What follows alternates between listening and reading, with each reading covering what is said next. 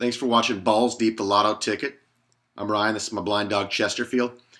Now, Chesterfield doesn't like being on TV, so I'm not going to let him know I'm filming.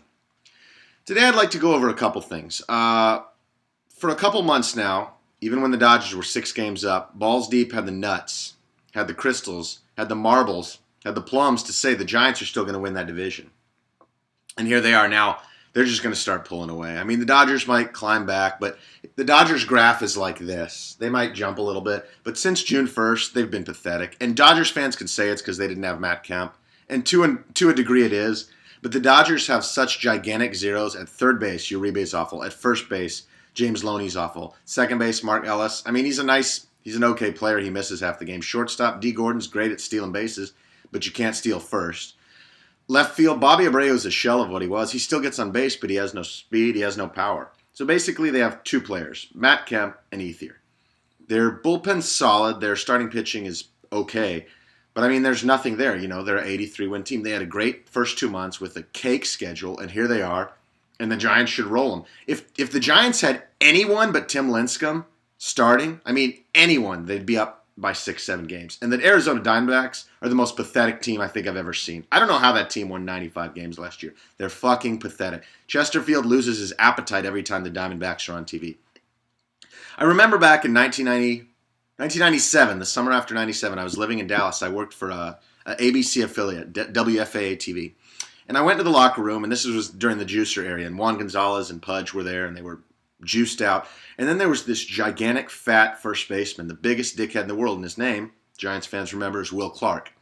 Now, I had a friend, another guy there, who was also an intern. We were both interns. And the Rangers game ran into extra innings. I don't remember why the game went so late. Probably because it was like 14-13, because back in those days, all the Rangers games were a ton of runs, and they had no pitching. I think the closer was either Tom Henke, Mike Henneman, or John Wetland. I can't remember. Horrible, horrible pitching, great offense. So my buddy, the Rangers, the Rangers clubhouse guy says, yeah, tells the other intern, go ahead, use the phone, we were 20 years old, tell your mom you're gonna be home late. So the guy goes and he uses the clubhouse phone. He calls his mom. He's like, Mom, I'm gonna be home late. The Rangers game's going late. And Will Clark walks up to him, hangs up the phone, and says, you okay? Everything going good? And the guy's like, yeah. And Will Clark's like, can I get you a fucking sandwich? So basically, Will Clark's patronizing him, acting like this kid using the phone was some kind of royal treatment. And I will remind people, because Will Clark still gets standing ovations out here when he comes to San Francisco. You know, he's a good player. He's like 350 pounds now. So the dickhead that he is has manifested itself outwardly.